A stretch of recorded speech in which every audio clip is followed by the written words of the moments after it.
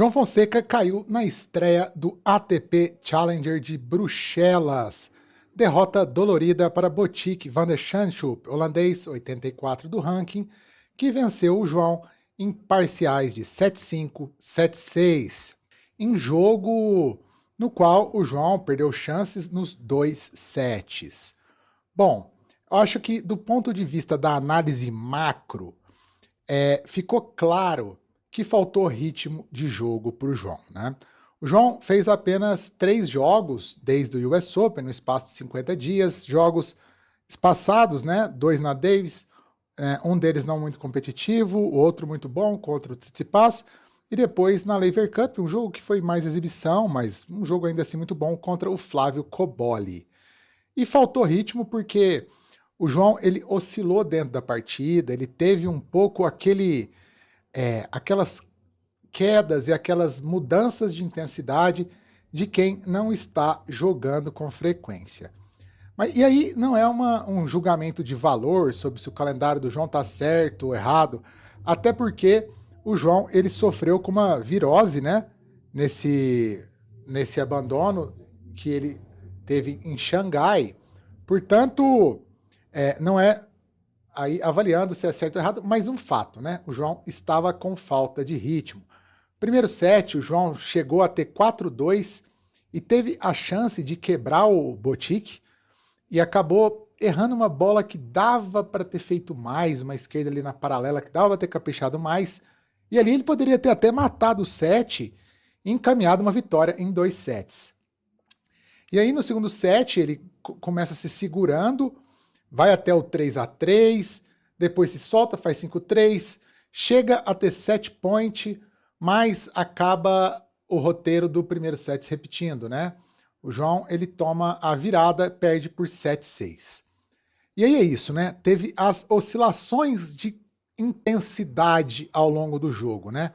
Ele desligou, teve apagões, e apagões que eu não acho que tenham sido só de desconcentração. Acho que teve desconcentração também, mas eu acho que teve também essa questão da física, da intensidade, de poderia estar mais intenso o jogo todo.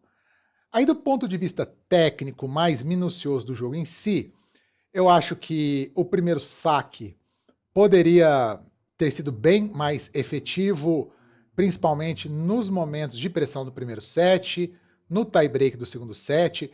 Parece que o João fez não sei se ele fez um ajuste técnico, tos mais baixo, né? Tá fazendo uma flexão de pernas e uma extensão maior do dorso, mas de qualquer forma também parece que é um pouco de falta, cai um pouco, né, na questão do ritmo.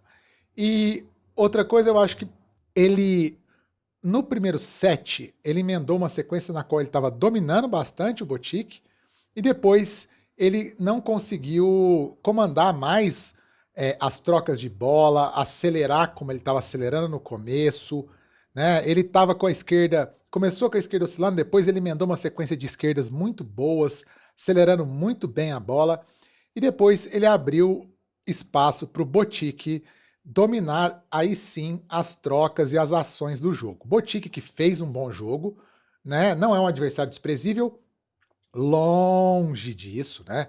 Cara que ganhou do Alcaraz, um cara que ganhou do Djokovic, cara que aposentou Nadal, vitória sobre o Rude, ex-número 22 do mundo, cara que tem lá as suas oscilações também, mas que é tecnicamente muito bom e que, bom, foi 22 do mundo, não é um jogador qualquer. Nesse nível de tênis, não tem, como dizem no futebol, muito bobo, né? Então, assim, o Botic fez uma boa partida, é um cara que bate fácil na bola, sacou, oscilou um pouquinho no saque, mas sacou bem o primeiro saque. Segundo saque, a quadra coberta ajuda um pouco a dar um pouco mais de profundidade para o saque dele, mas ainda assim o João conseguiu atacar em alguns momentos o segundo saque do Botic, principalmente entrando na quadra, bloqueando. Enfim, o Botic tem lá, claro, os seus méritos, né? Jogou bem nos momentos importantes. É um cara que bate fácil na bola, achou umas paralelas de esquerda bem legais, né? Então tem o mérito também. Aí eu acho que também, para finalizar na parte do João, acho que fisicamente ele não tava. É isso que eu falei da falta de ritmo, passa muito pelo físico, né? Essa questão dele ter tido a bacteriose, né? Que o levou a abandonar o Master 1000 de Xangai, com certeza agravou essa falta de ritmo, né? Mas ainda assim tem uma falta de ritmo de poder, de não jogar tantos torneios, né? Quanto poderia no sentido de estar mais, né, naquele flow, naquela sequência de jogo que todo mundo que joga tênis sente um pouco como é isso, né? Quando você está naquele fluxo do jogo e tal, e quando você está um pouco fora de fluxo dos torneios. Bom, semana que vem vai jogar o ATP 500 da Basileia. O tênis, ele te dá a oportunidade de se recuperar todas as semanas quando você está jogando. Então, é lamber as feridas, analisar o que aconteceu, voltar com sangue nos olhos, né, com a faca nos dentes, para fazer uma boa semana na Basileia. Torneio ainda mais forte que Bruxelas, mas eu acho que o João vai estar mais ambientado, vai ter aí uma semana para treinar com tenistas de alto nível. Então, espero que ele possa fazer um melhor torneio, ter melhores desempenhos. Vai depender muito da chave, claro, né? Não vai ser cabeça de chave por lá. Mas terá a chance de se redimir dessa derrota que foi dolorida para o Van der Zandschulp, que o João era o franco favorito ao jogo, era cabeça de chave, jogando pela primeira vez como cabeça de chave, né? Não é o fim do mundo, mas é uma derrota que põe aí um pequeno alerta, né? No João, no sentido que dá para vencer essas partidas, às vezes, né? Mesmo jogando mal, faltou pouco para ele ganhar esse jogo, né? Mas enfim. Agora, uma coisa que me incomodou um pouco foi o João, ele só ter falado essa questão de que ele desistiu de Xangai por conta de uma bacteriose agora. Eu acho que a assessoria de comunicação dele poderia ter sido mais efetiva nisso, evitaria, né, um pouco dessa crise de narrativa, né, de só informar as coisas por meio da imprensa. Eu acho que não é um problema do João, acho que é um problema da comunicação dele. Eu acho que a assessoria de comunicação dele deixa um pouco a desejar em alguns momentos, né? Porque eu acho que é importante o tenista, ele, né, enquanto pessoa pública, ele dá informar o público dele, né, as pessoas, os fãs, sobre o que está acontecendo, né? Principalmente nesse momento que o João ele sofre essas críticas em relação ao seu calendário. Acho que isso aí ajudaria a conter um pouco a crise, a fazer as pessoas entenderem o que está passando, né?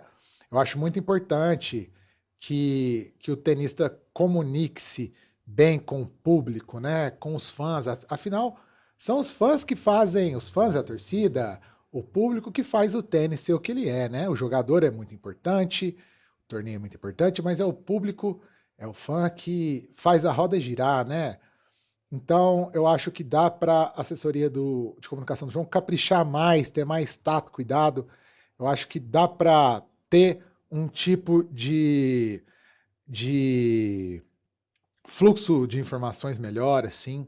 Mesmo que às vezes, o João, uma coisa do João, mas eu acho que parte também essa questão de até formar o João como pessoa pública. E o João, ele tem muito carisma, e eu acho que a comunicação do João em si é muito fácil de lidar, né? Eu acho que é mais uma questão técnica mesmo. Me incomodou um pouquinho isso, né? Seria mais. Eu acharia mais interessante ter essa abordagem antes. Mas é isso aí, pessoal. Se inscrevam no canal, ative o sininho das notificações, curtam o vídeo, hypem o vídeo e espero vocês nos próximos vídeos. E semana que vem estaremos de novo na torcida por João Fonseca, nosso jovem talento, nosso jovem prodígio do tênis brasileiro, que vai lutar mais uma vez por seu lugar ao sol no ATP de Basel, onde o Federer deitava e rolava, a cidade em que o Federer nasceu, inclusive. Valeu, abraço!